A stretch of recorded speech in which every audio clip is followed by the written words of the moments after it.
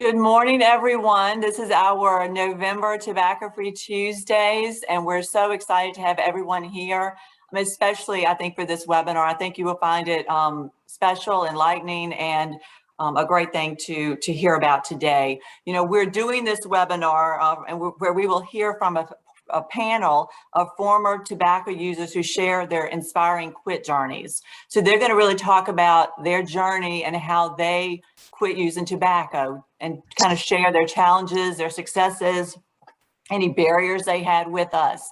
So I'm really excited. I thank you all for joining us today to participate with this. And we're kind of doing this in honor of the Great American Smokeout, which is this Thursday. So if you have any wonderful events going on, please put them in the chat. We would love to hear about them and love to participate in any way that we can. We have, of course, our regional coordinators on the call today. Carrie, Sarah, Nicole, and myself. You know, we work throughout Virginia to provide tobacco-free cessation resources and tobacco-free implementation to spaces throughout Virginia. So please use us and call us and talk with us if you've got a special project that you would love us to work on with you. We will be monitoring the chat box and the Q&A box, so please put your thoughts in the chat box. Please put your questions in the Q&A box, and we will have that at the very end of the webinar. So our what's the tea question, we have to start with this just to find out what you may know. So Sarah's going to put that up. How many quit attempts does it take on average for someone to quit tobacco for good? And just choose one, whichever one you feel it might be. And I'll give you a few seconds, and then once Sarah puts up the results, we'll see what everyone chose. So we have 1 time, 7 times, 30 times, and 100 times. A couple more seconds to vote.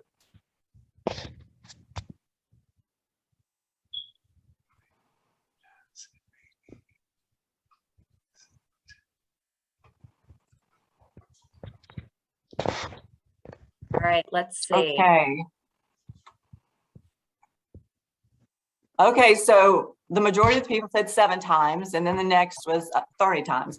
And this, I've got to tell you, has been a question that our team has really talked about over the months and years as we do presentations.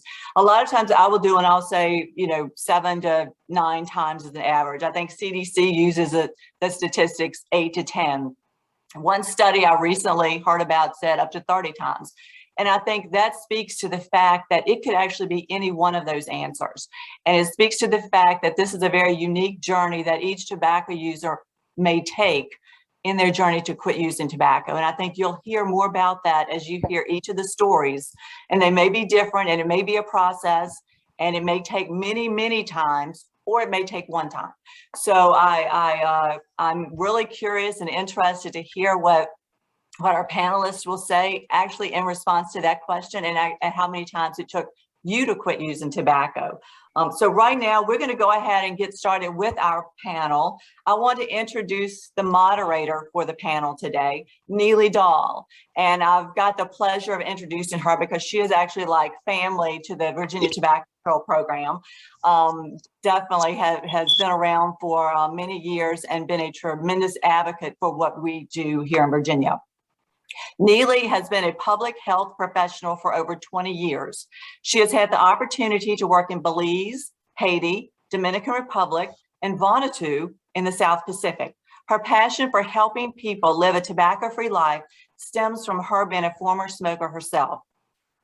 Neely arrived at the University of Virginia's Emily Currick Clinical Cancer Center's tobacco treatment program after working with the state of Virginia's tobacco control program within the Blue Ridge Health District. She is currently chair of the Tobacco Free Alliance of Virginia, a statewide coalition working on tobacco policy and prevention. And I think one of the things stands out about Neely to me is you will never, as a tobacco user, and those of you on the panel that have worked with her, have a better advocate for helping someone quit using tobacco. Because as she mentioned in the bio, she was a former smoker. So she knows that, and it shows in everything she does. So Neely, thank you so much for agreeing to do this. And I'm excited to hear what everyone says. Thank you. Thanks. It's wonderful to be here today. And you're right. I feel like you're family. All of you are family. And all of those tobacco users out there that I've talked to and supported. It's a wonderful population. And I really appreciate the journey all of us are on with our quit. One thing that's personal I'd like to share is that this Thursday will mark my 6-year anniversary of quitting. So 6 years quit. So I'm feeling really positive about that. And every day it definitely gets easier, but boy, in the beginning it was a bit rough. So am really excited to be here. I've had the opportunity just briefly to talk with Megan, Rudy, and Odell. And so I'm just going to turn it over. I'm going to start with Megan. Megan, if you could just provide a brief introduction of yourself.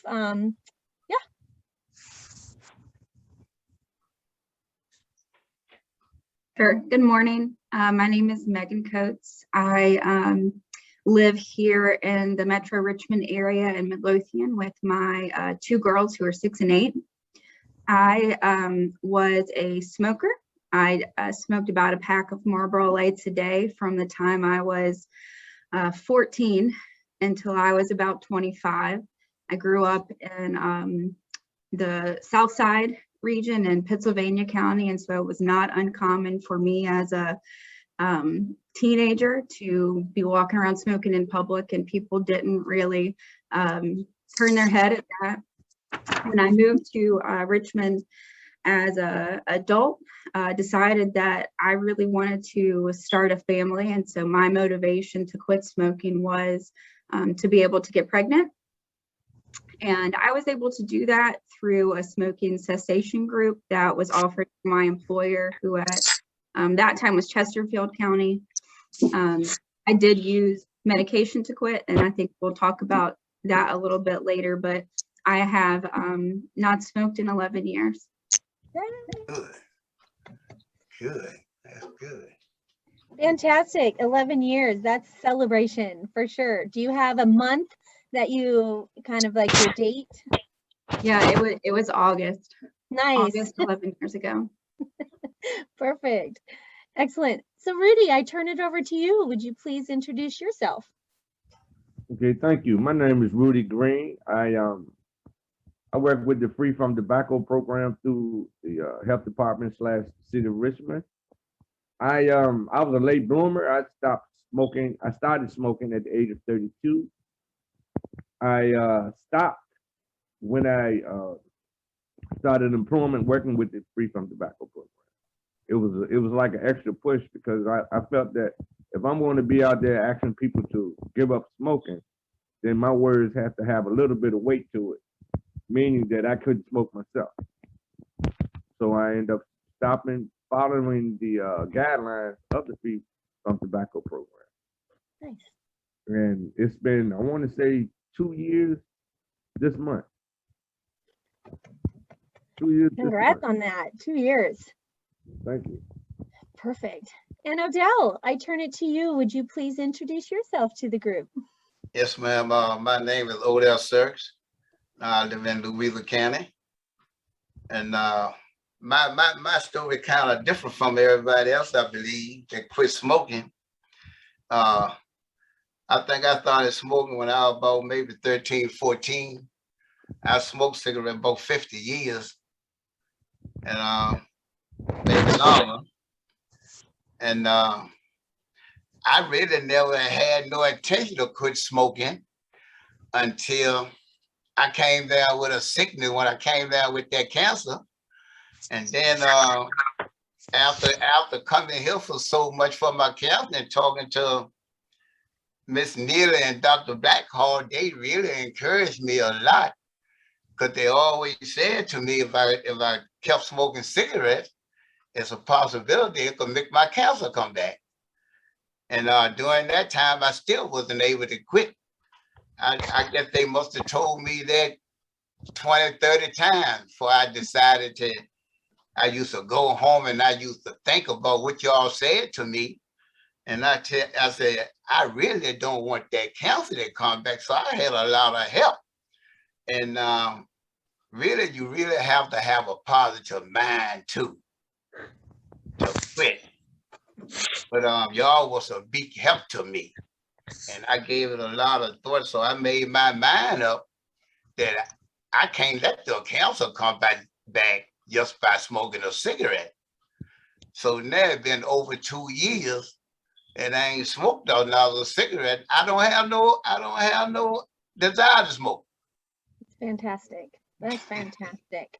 So together we have quite a number of quit years under our belts. So that's exciting and wonderful. And it's one of those things that I always like to say, everybody talks about being a quitter is not good, but in this situation, being a quitter is fantastic. We love it. We love our quitters for tobacco cessation. Yeah.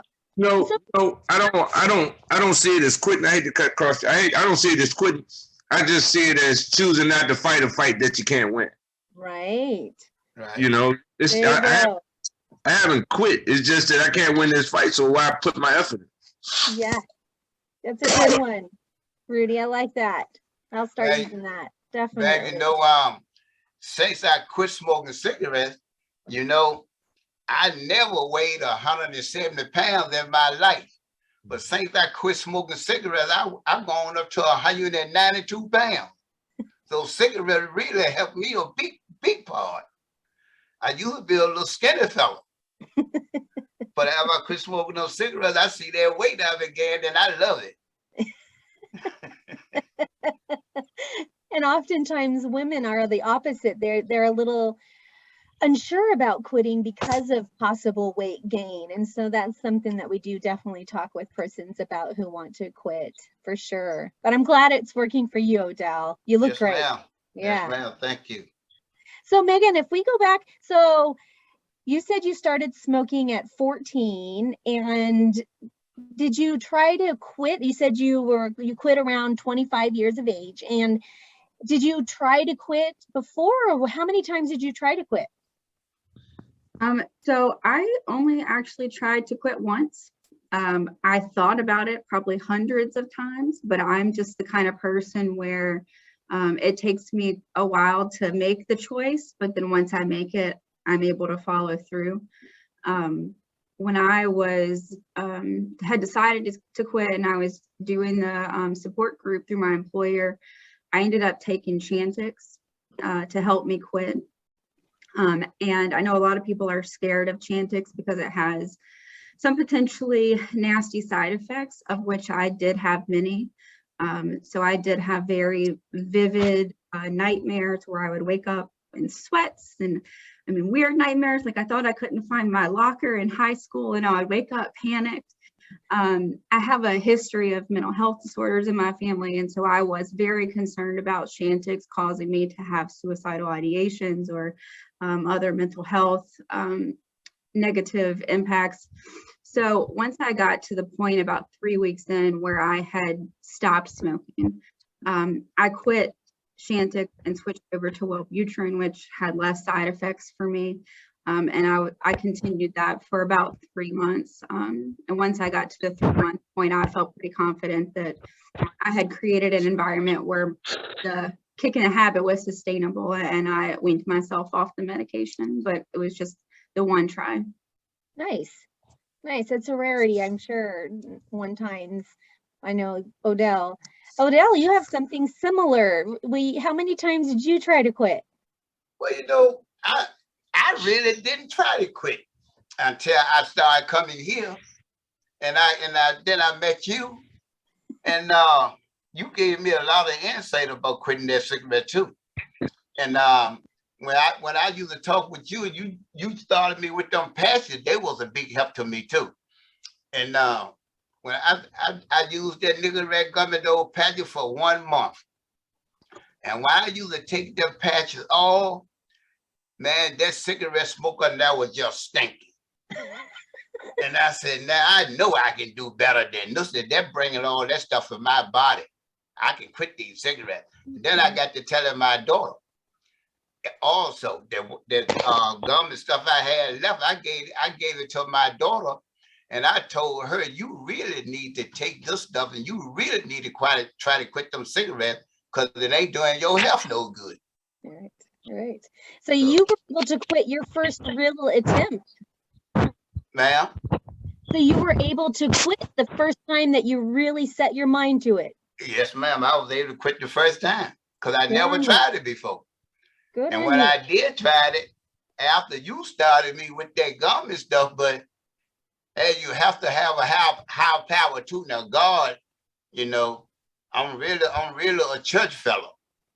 And I hate that cigarette smoke in my clothes. And I go to church, you know, you gotta be around people in your clothes smelling like cigarette smoke. I never liked that feeling either. And people can tell when you don't smoke, all you gotta do is get close to you. Cigarettes, that stuff stink. My wife used to tell me when I quit smoking, she used to come in the house and tell me, so I love coming in a house smelling good without having to smell all of that cigarette smoke. That was a big help to me too. I'm sure she really enjoyed also just for your health and the steps that you were taking for yourself. Yes, ma'am. Yeah. Yes, ma'am. And so Rudy, for you, how many times, sorry about that in the hallway, if you can hear that. How many times did it take you to quit? Oh my God. I've quit, I want to say 1,000 different times. I've done with cigarettes, and as soon as I walk up to somebody that I can identify with smoking a cigarette, I was back smoking. I went in treatment. Like my cigarette smoking was tied into other substances. That's how I got started. And so I went into treatment. I went into the healing place, and I got rid of my substance abuse problems. I got rid of alcohol problems, but I left with a cigarette problem. I couldn't shake the cigarettes. I tried Chantix. I had it prescribed from my primary care doctor, and it gave me an attitude. It made me really, really aggressive. So I stopped that. I started smoking again. I tried the patches. I didn't get the right feeling. I tried the gum. The gum tasted nasty. So my longest, before I quit permanently, my longest was like 6 months. I stopped for 6 months, but I didn't go anywhere. I was like enclosed in a plastic bubble. Everywhere I went, nobody smoked. Right. Nobody smoked. And if you smoked, I was gone. Sorry, Rudy, I And can't see your face. There's I think your hand Oh, might be covered. There we go. I'm sorry. No worries. Yeah. I want to say I tried about 15 to 16 different times. But Yeah. it was the push I got from being out in the community, presenting myself as in a certain way, and not feeling like that's who I was on the inside. So I was like, well, in order for me to feel better about myself, I have to really stop. Right. Right. And I gave it my undivided attention, and here I am. And Yeah. you make a really good point. Giving your attention to quit is key, you know, putting some focus in it. Yeah, you have to stay on top of it, because smoking a cigarette is universal, worldwide, put it that way. Yeah. Everywhere you go, somebody smokes a cigarette somewhere. It's easy to find, it's legal. You can just walk up to somebody without money and say, hey man, can I get a cigarette from you? And you're back on it. You're back on it. And from my experience in the recovery community, I understood that you have to have a real what they call a psychic change. You know, you can't wake up saying, I don't want to smoke a cigarette today, because you'd eventually talk yourself into smoking a cigarette. You wake up and say, instead of smoking a cigarette today, I'm going to do this. So you put your mind on something else, and sooner or later, you not smoking is going to be your new habit. And you made a really good point. You talked about kind of like the psychic change, or finding those other avenues to do while you're quitting. So that brings up a really good question. It's like, what were some of the specifics that you did to distract yourself, or what was the most helpful during your quit journey? So Megan, I'll start with, or Rudy, do you want to continue on that, what you were talking about? What I did was I got back into community work. I started mentoring kids. I went to tenant council meetings. I went to neighborhood meetings, and just helped out in the community. And it kept me, and believe me, when you're dealing with nonprofits, it always keep you busy. You're more busy than you thought you was. So I stayed busy. I really didn't have time to smoke a cigarette. And then when came around to where I did have time to smoke a cigarette, I didn't want to smoke a cigarette. You know, it's like I want to call it a cooling off period. You smoke, you stop smoking, and as you cool off, you lose the urge to smoke. Yeah. In the beginning, it's harder, but as you go longer and longer, and you cool off, you don't want it no more. Yeah. And like the other gentleman said, cigarette smokes, it smells. You start looking, it changes the color of your teeth and That's all right. kind of stuff. That's But you right. don't see this when you're on the inside. But once you step out the circle, you start looking around and like, oh my God, I did this. Oh no, never again. And now I'm 60. So to start smoking now would be really, really dangerous, especially in this COVID climate. Right, right. Megan, what were some of the things that helped you during your quit, especially in the beginning? Yeah, so I did a similar thing as Rudy, where I put myself in a bubble, and I really at the onset tried to keep myself away from people or places that I associated with smoking. And it took me a while to be able to, you know, go to my favorite bar with my friend and have a drink without picking up a cigarette, or to be able to hang out with a certain group of friends and not go out on the porch and smoke. So I took some time away from folks that I associated. And then I had also always wanted to run a half marathon. And so I put myself into some physical training and ended up 12 months after I quit running my first half marathon. So I replaced the bad habit with one that I thought was a better one for my health. That's fantastic. And you said, you know, in a bubble, which I think a lot of us that have quit have had to do that. Was there a certain length of time that for you that you needed that bubble? Yeah, I mean, I think for me, it was that first 30 days where I was still sort of weaning myself off, where, you know, my goal for the day was to cut back to 9. And if I saw people who were smokers, I would have more than 9. So I waited until I was all the way off, had quit completely, no cigarettes for probably a week or two before I would even, you know, be in a place where I thought there would be temptation to do so. Right, right. And Rudy, was there besides the gum and the patches, was there anything that helped you during your quit? You know, my girlfriend, she came home one day with the inhalers, the little small little caps where you take it out and you put the little nicotine inside it and close it back up. That helped because it gave me something. Inhalers, yep. Yeah, it gave me something to put in my mouth. You know, you not only get used to smoking, you get used to the mechanics of smoking. Having a cigarette between your fingers, or having one sticking out of your mouth, and that helped me. But it was so strong, it was so strong to me that I put it down. You know, I'm like, look, this to me, it felt just as bad as smoking a cigarette. So I just completely stopped. But it helped. It helped a whole lot. It helped a whole lot. I sometimes, the Nicotrol inhaler. Go ahead, Megan. yeah, I sometimes still find myself flicking my pen like this when I'm sitting places. Yeah. Yeah. Odell, sorry, what did you do to help you besides the patches and the gum? Sorry about that. Well, I tried my best to keep a positive mind about it. And I told myself, I said, I'm not going to, I done had the urge for it, but I told myself I'm not going to do it.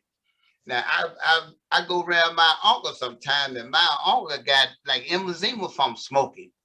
And I be around him sometime, and he get that coughing so bad, like he can't straighten up. And I told him, I said, now see, if cigarettes were doing me like that, man, ain't no way in the world I want to keep on smoking them. So he tell me, I'm going to quit. I tell him, I said, yeah, but you need to go and do it now. You got them oxygen tanks sitting right outside you, and you still smoking cigarette. I said, you must don't want to keep on living, do you? I told him I'll never do it again. And he told me, child, I don't blame you. Don't you never go back till you done already quit. I said, well, you got to join me. Then I tell my brother the same thing. So I keep a positive mind about it. So I never plan no smoking another cigarette. I hope I don't fall short. For sure. I think there's a statistics out there that says 95% of people that have one puff after a quit can go back to smoking. So I think with that statistics itself, it's one of those things that keeps me not from just having a puff, you know? Yeah. Yeah. Megan, was there an aha moment when you realized that you really could live tobacco free? Yeah, I think for me, even after I had quit for a year, maybe even two, I would still have moments where I was like, oh, I'd really like to have one right now. And even though I didn't, the urge was still there. And so I think when I got pregnant with my daughter, I had this moment where I looked at my mom, who, like Odell's uncle, has chronic emphysema and still smokes more than a pack a day. And I looked at her and I'm like, I can't be that to, you know, this baby that I have inside of me. And so that was my moment where I was like, man, I cannot become that. I can't do that to my kids. Yeah. Yeah. Yeah. Totally get that. You know, I had to go through the thing in my neighborhood where when I said I wasn't smoking cigarettes, it's, oh Lord, now first you stop smoking, first you stop drinking, then you stop, now you stop smoking cigarettes. What you gonna stop doing next? You know, and I'm looking at them like, okay, I'm gonna stop hanging around negative people. That's my next move. That's my next. And Odell, what about you? Did you have any aha moments? Yes, ma'am. You know, I done had them that tell me, they said, man, say you act like you don't want to do nothing no more. You don't want to smoke no cigarettes no more. You just well be in church. I took and told them I is in church. I go to church every Sunday. I don't like if people smell their smoke on me. Yeah. So I won't do it. Yeah. So I try to keep myself together with that. Now, Odell, did you have any friends or family that supported you while you were working on your quit? No, ma'am, because they were sitting smoking them right beside me. And I took and told them, I said, well, if I can eat food and don't want a cigarette after I finish, I can get past it. Sometimes I drink beer. If you can drink beer and don't want a cigarette after you done drink that beer, you definitely can quit. Because that's the most of the main time that you want to smoke. Yeah. So. Yeah. And what about you, Rudy? Did you have family and friends support out there when you were? Yeah, I did, but they supported me, but they never stopped smoking because I didn't smoke. You know, it's like, hey, man, that's good, man. Keep doing what you're doing, man. And they smoking a cigarette. But what about you? Hey, look, you're doing this. This is for you. This is not for me. And I didn't push the issue because I learned a long time ago. It's hard to tell a grown-up what they shouldn't do. It is really hard. It's really hard. People had told me certain things that I shouldn't do for years. And I had to hit my head to find out that they were right. So Yeah. Yeah, you know, I done had my brother-in-law and them tell me, say, they don't see how I can just quit smoking cigarettes like that after I've been smoking for so many years. I took and told him, man, you would be surprised how good it make your body feel just by quit smoking cigarettes. Because cigarettes, I think that stuff do something to your whole body. It does, yeah. And it makes you slow. Yeah. You know? Yep. And I feel real good saying I quit smoking them cigarettes. And kind of going off on a tangent, what are some of the, now that you've quit and what were some of the body, sensations physically that happened that you noticed? I used to crave for cigarettes so much. And if I couldn't get one, man, I'd walk a mile for the final cigarette. And so I really got tired of that. And I don't know, it just make my body feel different. I can really tell it different from smoking and not smoking. I think that I didn't realize how much it affected my smell and taste until I quit and stuff started to taste differently, or I could walk in a room and smell smoke and I'm like, man, did I smell like that when I came in the room? Because I didn't know, I didn't realize that's what I smelled like. And I think, you mentioned at the beginning that a lot of females are concerned about gaining weight, which I was, and ultimately I didn't. So you know, I don't think it's a fair statement for people to think that, you know, you're going to replace smoking with eating. I think you can have both things. Right, right. And Megan, Sure. real quick, going back to the aha moment, and I'll come back to you, Rudy, the aha moment when you knew you could live tobacco free. Yeah, just when I finally got pregnant and had a family, and I was like, you know, I can live a life without it. I can break the cycle coming from an area where smoking is, I won't say it's expected, but it's understood and implied that it's okay to smoke where I came from. And so I think to break that cycle and to now have my girls who are 6 and 8 talk to their grandma and go, you know, TT, you really shouldn't be on the porch with your smokers today. And they can explain to her why she shouldn't be out there with her smokers. You know, it really feels good to know that, like, I've That's stopped right. that cycle. That's Yeah. right. Yeah. And you, Rudy, but your aha moment in physical changes. Okay, for my aha moment was about, I want to say 2 weeks after I quit. We met as a team, as a Free From Tobacco team. And I had went 2 weeks. And in those 2 weeks, a lot of life things had showed up. Things going on in my family, things weren't going right. And I hadn't smoked a cigarette. So when I got to our meeting, I looked around and I was like, I haven't smoked in a couple of weeks. People were clapping and patting me on the back and like, yeah, I can do this. I really can do this, you know, because that was a new feeling. And as far as my health, I could breathe. I could breathe without hearing myself breathe. In July of 2019, I worked with the 311 call center for the city, 211 call center, one of them for the city. And I had the headphones on, and the person that was recording our phone calls could hear me breathing over the phone. And he used to always say, "Rudy, you're breathing too loud. Are you okay?" But to me, I was breathing normal. I didn't know that you could hear it. Like, it sounded like an obscene phone call. It's funny, but that's how it sounded. And once I stopped, all that went away.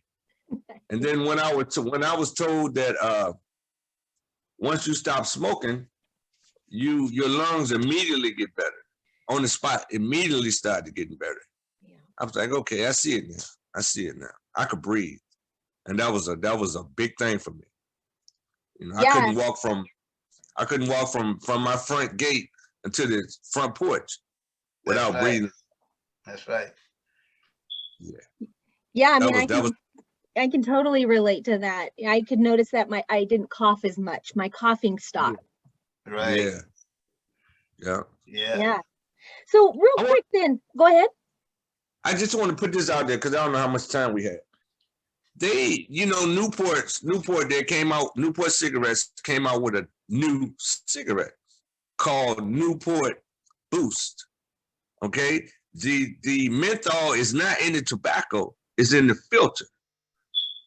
So you can squeeze the filter and inhale as much menthol as you want. I found it out Saturday. I was at a store and I was asking a question. I was like, well, you know, they're serving menthol, Newport menthol without the word menthol on the box. And then the lady at the store said, well, they're coming out with these new cigarettes. And I saw a pack. I saw a pack in my neighborhood. So just put that out there. They're finding ways to skirt around the ban from menthol. Right. Right. Yeah. But And for anybody that knows anybody that needs help, please refer them to our Free From Tobacco program. I have to put the plug in. Good. it is another thing too about those cigarettes, about like he was saying about those Newport cigarette thing. Right now, when they going up to $8 a pack, I think that should be enough to say I ain't spending my money in those cigarettes like that. That's almost $10. So you know, that should be a big help for anybody who want to quit smoking cigarettes too, with the prices that they got on now. Quite expensive now. Yeah. Quite expensive. Yeah. So real quick, we're going to ask, like, if you could go back and talk to your younger self, you know, your teenager self or your 32-year-old self, and talk to yourself, what would you tell you about smoking and advice that you would give you. Megan? I guess I would say that, you know, the things that you think are acceptable and the things that people expect of you to do right now, you'll come to learn weren't important. Those people weren't important. Their opinions weren't important. That, you know, you really should focus on what's going to be good for you personally, long term, and think about where you want to go. And, you know, I think at 14, when I started smoking, I thought I was going to live in a small town in Southern Virginia my whole life, and I was going to That's right. end up on a farm like a lot of people do. And I never thought that I would be able to live the way that I live today and to have the family that I have. And my vision was very narrow for my life. And so I guess I would just go back and say, don't do anything right now that's going to limit your ceiling. Don't put caps on who you can be as a person. That's right. I agree. Yeah. For Oh, Dale, what would you say to your younger self? Oops, Rudy. Now, what you say? Oh, Dale, I was going to say, what would you tell your younger self? And I tell my younger self, if I wish I had known back then, like I know now, about cigarettes, and I wouldn't have started doing it years ago, because my teeth probably would be better than what they is if it wasn't for the cigarette staining them all up over all these many years. I could have pretty white teeth, but because of this cigarette smoke, that ain't happening. So I tell anybody, you know, you should think about your health, because it's so important. And cigarettes, I understand years ago that cigarettes were one of the most leading causes of cancer. So, you know, if anybody think about that and they see, well, especially the family that I got, they see what I done went through with the cancer I had, and they know cigarettes can really cause cancer. It should be enough to make you want to quit anyway. Right. Very true. And Rudy, what would you tell your 32-year-old self when you started? I would say that I would tell that person that one cigarette that you're about to smoke to fit in, it's going to take you at least 26 years for you to put it down. Right. It took 26 years to put down that first cigarette. Yeah. You know, it wasn't about my health because I didn't have any health issues. It wasn't the fact that I knew that it caused a cancer because it was on the side of the box. Right. It wasn't the fact that it cost a lot of money, because if I wanted it, money wasn't the issue. It was just that you can't put it down. You cannot. It's designed for you to continue to smoke until you die. Yeah. For whatever reason, it's designed to keep you smoking until you die. They've designed it. Yeah, definitely. And it looks like we have time for just one more question, then we'll open it up. What do you do now, or especially within that first, for Megan, I know it's 11 years, but like, what were you doing to stay quit? What were the actual activities and things that you did? And so because I was part of that group at work, I continued to meet with them on a weekly basis just to share where I was on my journey and to listen to other folks about where they were with theirs. And I guess I didn't add this earlier, but when I was in my early 20s, I really couldn't afford the drugs to quit smoking. And so my workplace actually paid for my Chantix and supplied me with what I needed to quit. So that, you know, one hand up was what I needed to be able to actually get it done. And that group what helped me stay quit. Nice. And Rudy, what about you? For me, I've been blessed to work with the Free From Tobacco program. So I'm always out in the community, and I'm always looking at people that were in the position I was in. Some people actually like smoking. They just like it. Yeah. You know, some people are caught up in it, and I see it. So that gives me extra incentive to keep doing what I'm doing. Just keep moving forward. Right. And Odell, do you still use any of your nicotine gum? Oh, no, ma'am. I don't use, no, ma'am, I don't use nothing. I just keep a positive mind that I'm not going to do it no more. And I'm so glad that I came to this point. I'm glad I met you. I'm glad I met you. You was a big help to me. And it sounds like what I'm hearing from all three of you, it's about having that personal connection and support from somebody in a group or a team, whoever it may be. Yes, And it ma'am. also sounds like the having some in nicotine replacement therapy or medications. And that's exactly what research and best practices are. You get the behavioral support and you get the physical support. So it's wonderful to see the success with all three of you. And I'm just love hearing your stories. It's really blessed to you share. Thank you. Yes, ma'am. I really thank you too for talking to me. I know you used to come when you know I had an appointment. You used to come to there and get me out of there. And I really appreciate that. Yeah. You was a big help to me. Thank you, Odell. And Rudy, you're making that same in your current position, helping others. And that's wonderful that you're able to do that. Yes, ma'am. I tell them about it. I tell them about it all the time. Yeah. I was just telling my uncle yesterday, we were sitting outside. He was smoking. I wasn't smoking. I told my uncle, I said, man, you 76 years old. Don't you think it's time you stop smoking cigarettes? He tell me I'm gonna get these things up. I said, I hope you heard me do it.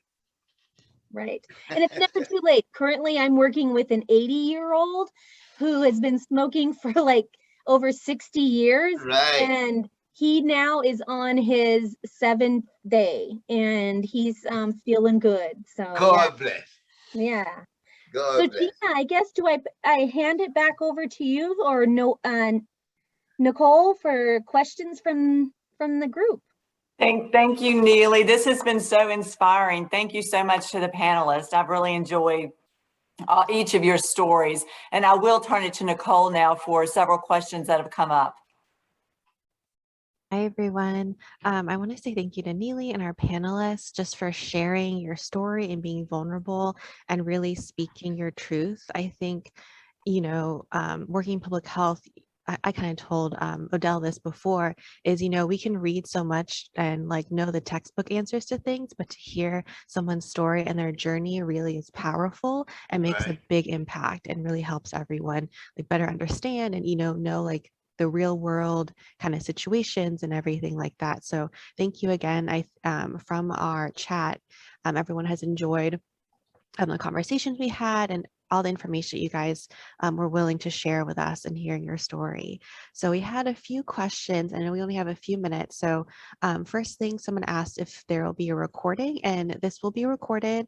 Sarah will send a follow-up email in the next few days, and all of our past Tobacco Free Tuesday webinars are recorded. They're on the Tobacco Free Alliance of Virginia's YouTube channel, so you can always go back and look at that as well. And then someone asked about the link for the program Odell was talking about. So that's Neely's program out at UVA. So I included her email. If you have any questions, feel free to reach out to her.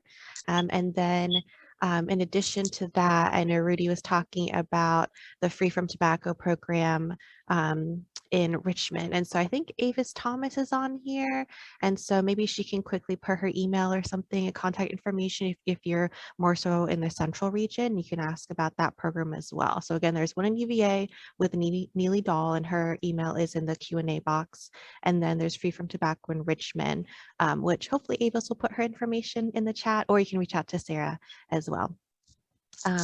Other questions? I was so into your stories that I kind of was losing track of the questions, but I know I have some here. Someone asked earlier about when you quit, if you could taste food better and smell better. I know Megan and Rudy kind of talked about that. Megan, if you want to kind of go more in detail, if maybe, it was within the first week, or, how fast did you kind of see that change in your smell and the taste getting better?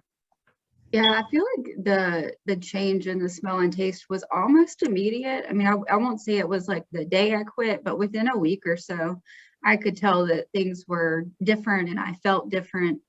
And I think that's also one of the things that helped me stay quit is when I reintroduced myself to people in places where there was still smoking, I was just completely disgusted by it and couldn't believe that I walked around like that for a decade. That's right. Wow, that's interesting. And I know Rudy talked about his smell and how he could breathe better and walk better. And Neely talked about the less coughing too. And Odell, did you see a big difference as well in your taste and your smell getting better? Well, I really didn't notice no taste in my smell and stuff and eating and stuff. I really didn't know. Because when I quit smoking cigarettes, it was a must. I had to smoke. It looked like to me it was between life and death with me.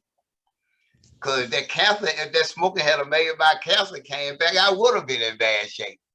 But I thank God for Miss For Neely? Neely, yeah.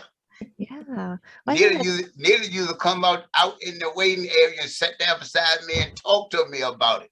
And she used to tell me, I'm gonna give you the stuff to try. I said, yes, ma'am, okay, thank you, I'll try it. And it worked.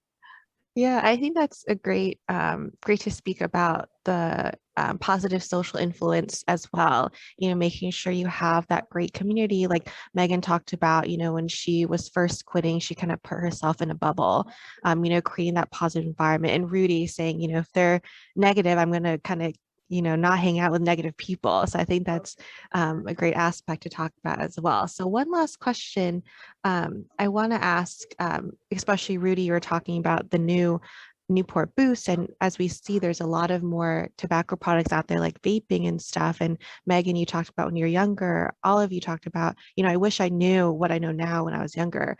So what advice would you offer to a teen, you know, to not start or to quit? You know, what is like the one piece of advice? And we'll kind of leave it as that. I'll go to Megan, Odell, and Rudy. So Megan, you'll kick it off first.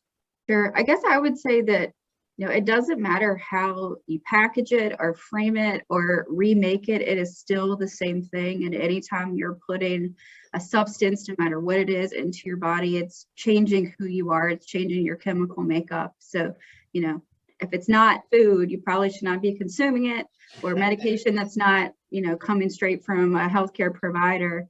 There's never a situation where we're putting any substance in your body is going to have a positive outcome. Great, thank you for that. Odell, we'll follow up with you. Yeah, well, you know, I seen about those electric cigarette stuff that they sell now. I see a young man go in the store and when he smoked that thing, you ain't never seen such a cloud of smoke. I said, now what in the world I want something like that to put that kind of smoke for? Now see about those cigarettes, I went and had one of them because my uncle, he was smoking one of them things one time and that thing exploded and it broke his jaw. That cigarette did.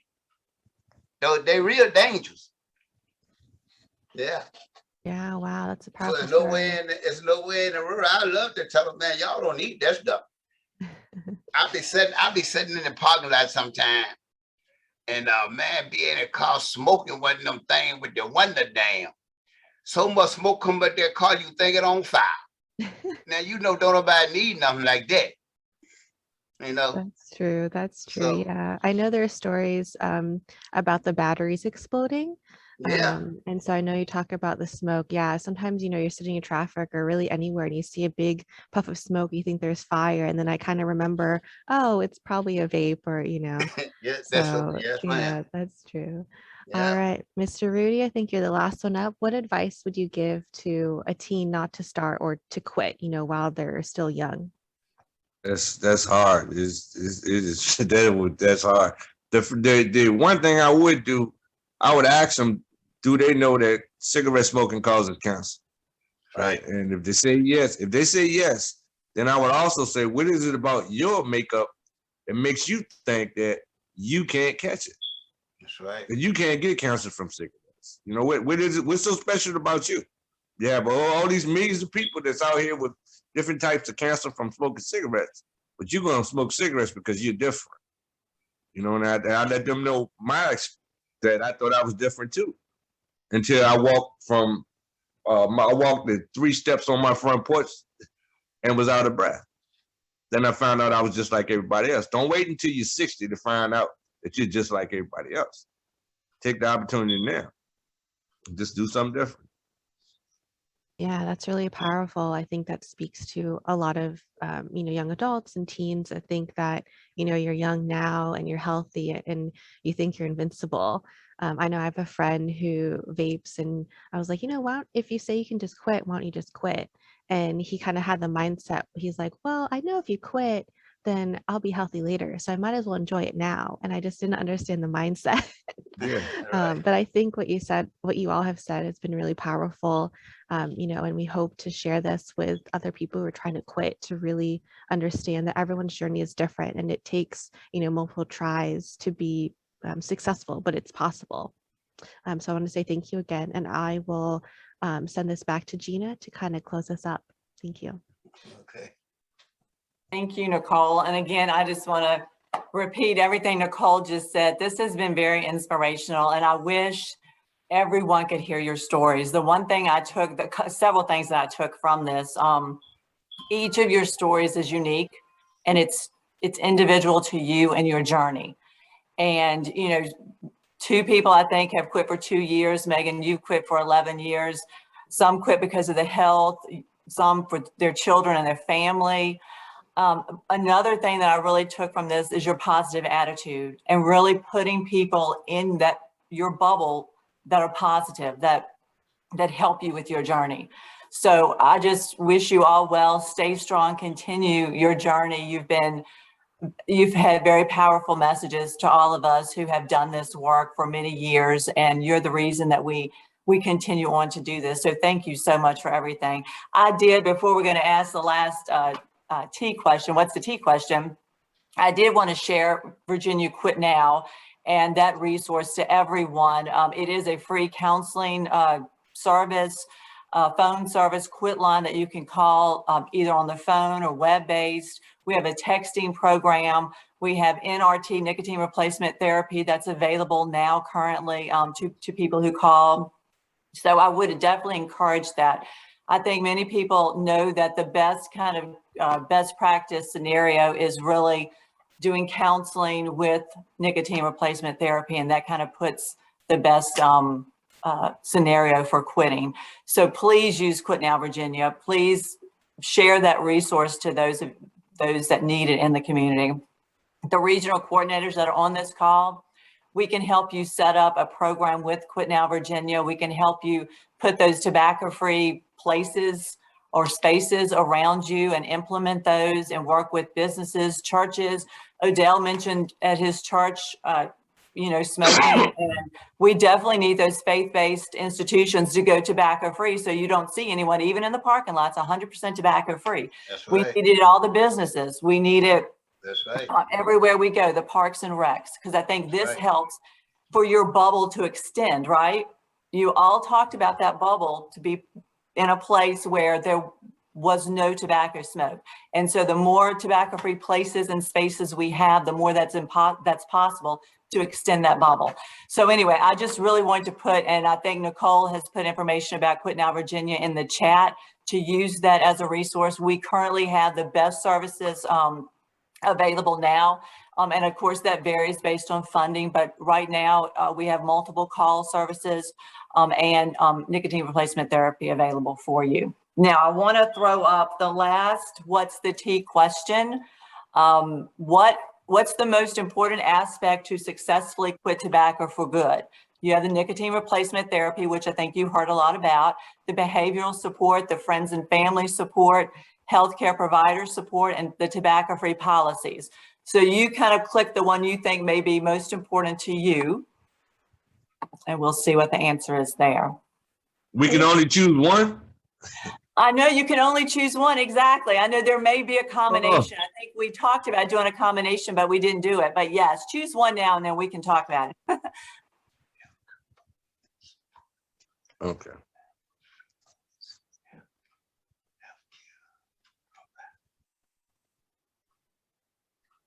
Would you have a check that? Did you check it, Odell? Did you put one down? Oh, no, ma'am. Not yet. What I'm put it there with? You just check it on your screen and then hit submit.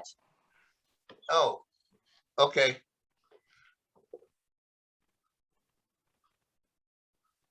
All right, we'll give another couple seconds. Okay, now what I hit? Do you see the submit button right there? Oh, yeah. Hit that.